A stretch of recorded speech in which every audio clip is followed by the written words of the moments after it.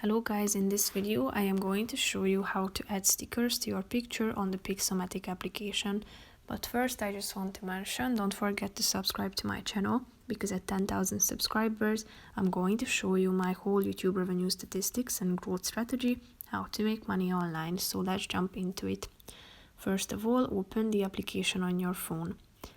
After that, click on the plus icon down below and tap on Start with Image. Then select your photo that you want to edit. Slide to the right side of the screen until you find the stickers button and tap on it.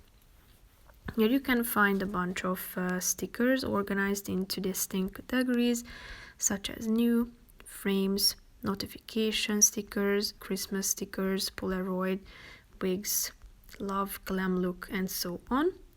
So tap on a relevant category, and after that you can select stickers that you want to add. All you have to do is just simply clicking on the relevant sticker, and then you will be able to insert it within your picture. You can choose more than one at the same time, but as you can see, they are only available to premium users of the application. So at first you need to purchase the Pro package to have access to these stickers.